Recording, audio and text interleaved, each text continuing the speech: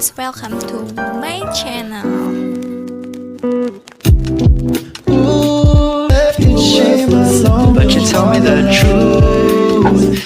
Halo teman-teman, kembali lagi di my video. Perkenalkan, nama saya Nurul Novianti dengan NIM 18622010205 kelas 6 shift 2 Prodi S1 Akuntansi, mata kuliah Metodologi Penelitian Akuntansi.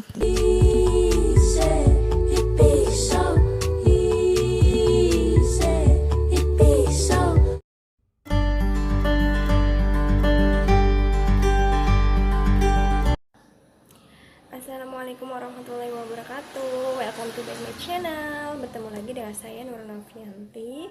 Pada video kali ini yaitu kelanjutan dari video sebelumnya, masih membahas mengenai pengolahan data pada analisis regresi data panel. Nah, pada video kali ini kita akan membahas mengenai uji asumsi klasik pada regresi data panel. Nah, sebelumnya, kita harus mengetahui ya, uji asumsi klasik adalah persyaratan statistik yang harus dipenuhi pada analisis regresi yang menggunakan pendekatan OLS. Nah, sebelumnya sudah saya beritahu bahwa OLS itu ada ordinary least square dalam teknik estimasinya. Nah, dengan demikian, perlu atau tidaknya pengujian asumsi klasik tergantung pada hasil pemilihan estimasi model regresi. Nah, dalam regresi data panel, model berbasis OLS ini, ordinary least square, adalah yang termasuk yaitu common effect model, SEM, dan fixed effect model. Dengan demikian, perlu dilakukan adanya uji asumsi klasik apabila model regresi itu tadi ya digunakan yang digunakan yaitu kedua tadi, common effect model dan fixed effect model. Sebaliknya ya, apabila model regresinya lebih cocok RAM ya atau random effect model, maka tidak perlu dilakukan uji asumsi klasik karena random effect model ini menggunakan pendekatan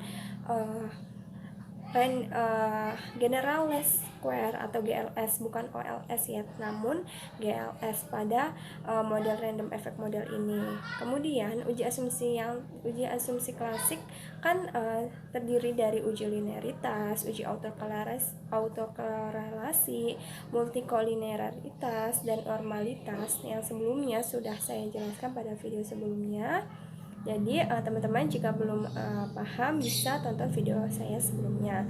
Nah, demikian jika untuk uji dalam regresi data panel ini yang perlu dilakukan uji asumsi klasik hanya dua, yaitu uji multikolinearitas dan uji heterokoidensitas saja yang diperlukan. Nah, jadi uji-uji yang lainnya tidak perlu. Nah, jadi saya di sini ingin membahas kedua uji itu, hanya uji multikolinearitas dan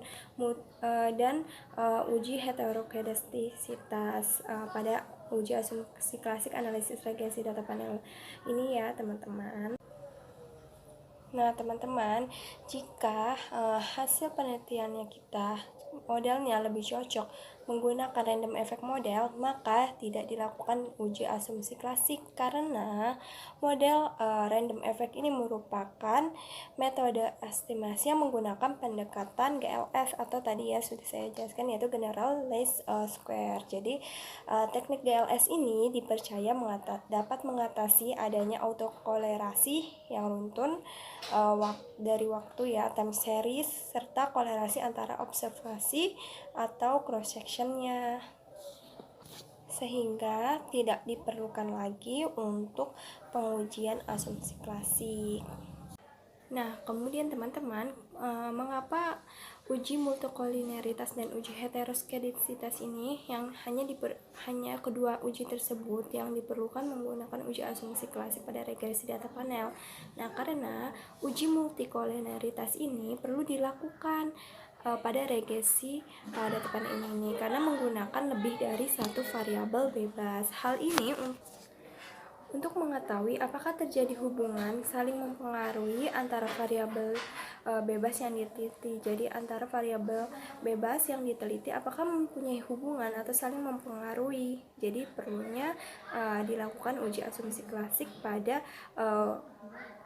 pengujian uji multikolinearitas ini. Selanjutnya, teman-teman, mengapa uji heteroskedastisitas juga diperlukan dalam pengujian uji asumsi klasik pada regresi data panel? Karena uji heteroskedastisitas ini dilakukan untuk mengetahui ada atau tidaknya ketidaksamaan varian dari residual model regresi data panel ini. Jadi perlunya dilakukan pengujian uji asumsi klasik pada regresi data panel lagi. Oke, baik teman-teman, selanjutnya kita ini akan melakukan tutorial pengujian uji asumsi klasik pada analisis regresi data panel dengan dua uji, yaitu uji multikolinialitas dan uji heteroskedastisitas. Nah, tadi sebelumnya uji multikolinialitas ini digunakan untuk jika datanya memiliki lebih dari satu variabel bebasnya. Kemudian untuk mengetahui adanya hubungan atau pengaruh antara variabel bebas yang diteliti. Kemudian selanjutnya kita buka program Diffuse-nya ya, karena kita menggunakan analisis uji asumsi klasik pada regresi data panel ini menggunakan program Diffuse. Kemudian setelah itu sebelumnya kita harus siapkan work file-nya pada data panelnya segini ya teman-teman. Untuk caranya sudah saya jelaskan pada video sebelumnya. Nah, selanjutnya kita akan melakukan pengujian uji multikolinialitas. Nah, pertama itu yaitu tahapnya itu klik quick, kemudian pilih grup statistik, kemudian pilih ya correlation.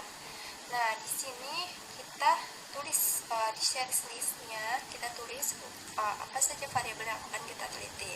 ISR, kemudian size, kemudian ROA, kemudian DAR, NPF, dan suku. Jadi namanya ISR, size, ROA, DAR, NPF, dan suku. Kemudian kita pilih klik OK. Setelah itu, setelah kita pilih OK, nah di sini kita bisa lihat ya teman-teman, ada output dari uji multikolinialitasnya. Nah di sini sesuai dengan variabel-variabel yang kita teliti, di sini ada outputnya, variabel dari ISR, kemudian size, ROA, DAR, NPF, dan suku correlationnya. Nah di sini dari outputnya kita bisa baca, kita lihat ya tidak ada variabel ya independen ataupun variabel bebasnya ya dari kelima ini, dari size, ROA, DAR, NPF, dan sukunya yang memiliki nilai lebih dari 0,8 ya, tidak ada ya 0,8. Nah jadi dapat disimpulkan jika tidak terdapat variabel, nilai variabelnya yang memiliki variabel independennya yang memiliki nilai lebih dari 0,8, dapat disimpulkan tidak terjadi multikolinialitas dalam model regresi data yang kita akan teliti ya, karena tidak ada variabel independennya atau variabel bebasnya yang memiliki nilai yang lebih dari 0,8 ya teman-teman. Jadi tidak terdapat terjadi multikolinialitas dalam regresi, dalam model regresi ya teman-teman. Untuk yang selanjutnya teman-teman, kita akan membahas mengenai uji heteroskedastisitas. Nah, uji ini dilakukan untuk mengetahui ada atau tidaknya ketidaksamaan dari residual model regresi data panel. Nah, caranya kita klik persamaan dari EOT-nya, kita klik ya.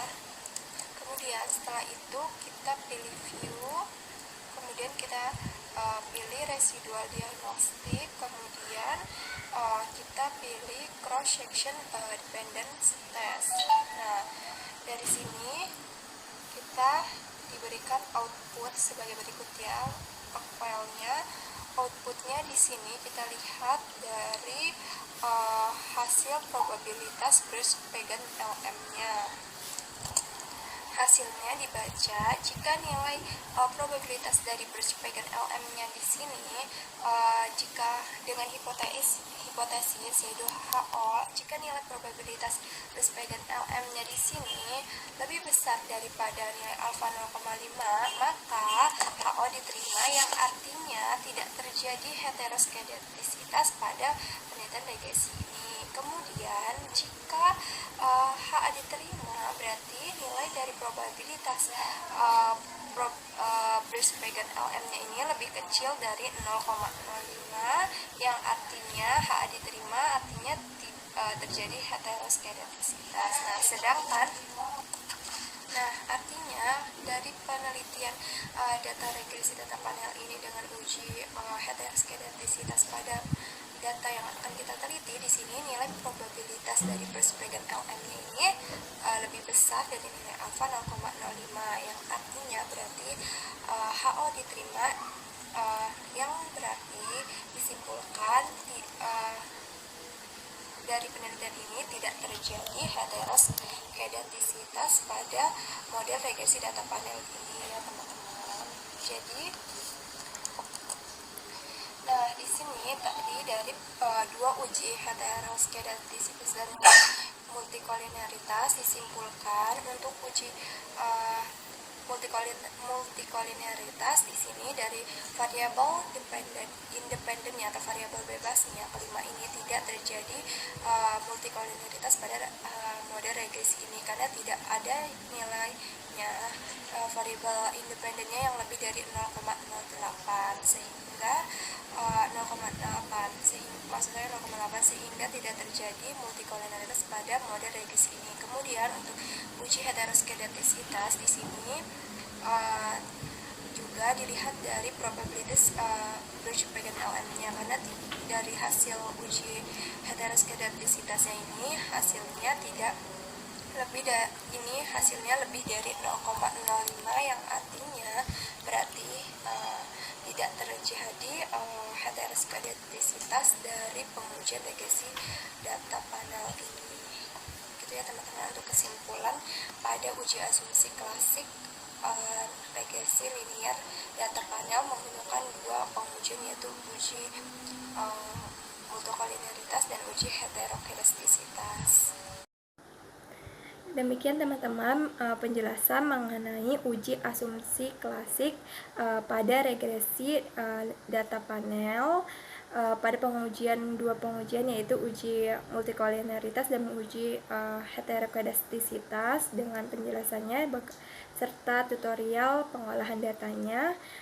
Semoga apa yang saya sampaikan bermanfaat. Jika ada kesalahan dalam penyampaian ataupun bahasa, mohon dimaafkan. Wassalamualaikum warahmatullahi wabarakatuh.